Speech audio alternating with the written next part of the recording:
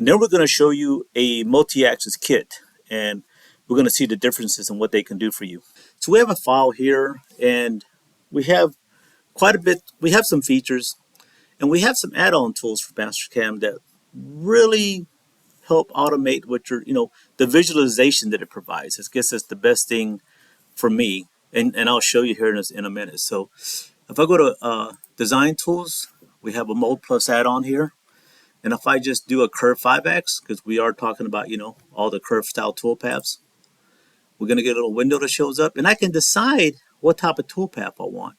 I can, same thing like the other way. I can do edge paths. I can go ahead and do curve paths. I can also do swarf. I'm actually going to select swarf in this example, because this is a curve type of toolpath here. I'm going to select this wall.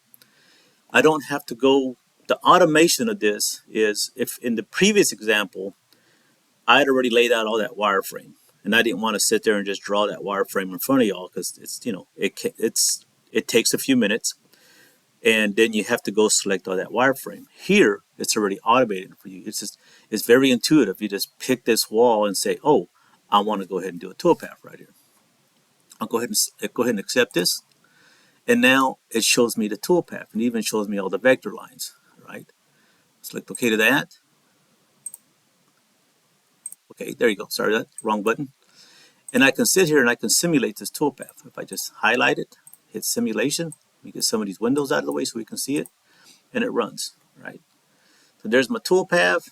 It's going around the part, and I think we're going the right way, but see how it's tilting too much, especially in these areas right here. And it's also violating the part, we can just tell. And it's taking the default tool. We'll go ahead and close this down.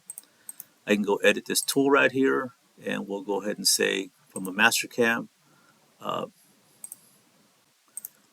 the tool.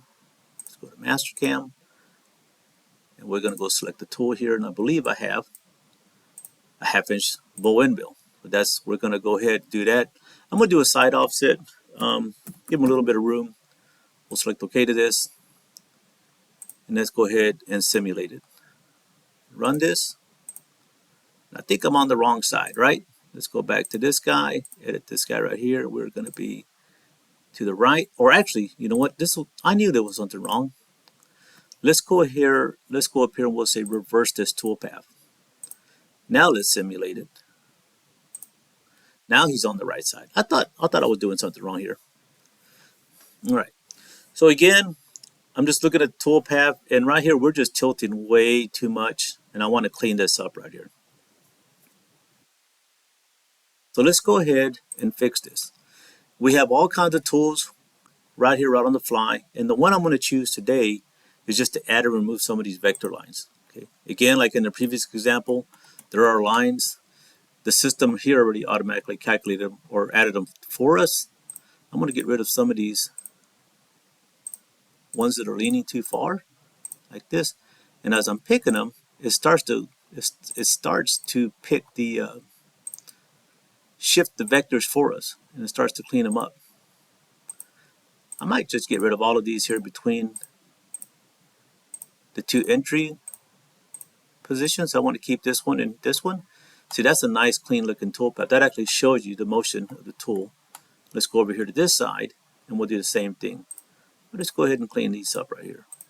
And again, it found this motion from the model, and we're just going to override that motion right there. So go ahead and select OK to that. That looks good. And then if we go ahead and run the simulation again, let me spin this part around, and we run it. Oh, let's do it again. And we get some nice clean toolpath right there. And we can do some other adjustments. You can just go in here and you can add vectors, you can subtract them, you can modify them, you can tilt them if you want to. We have all kinds of tools right here. But again, just a quick, simple example of what we can do here. Select OK. I'm going to take this toolpath and I'm going to add it to a group. And once he's added to a group, we can take this guy. Oops, we can generate a toolpath. And then we go ahead and close the window down. And the toolpath is here in your Mastercam operations manual, operations manager, sorry about that. And it's ready to go. We can modify it, add curve lead in, lead outs and stuff like that. But again, just trying to show you some of the tools that we have available. That was a real good, clean example of how to use the multi-axis toolkit that's available, here from Mastercam.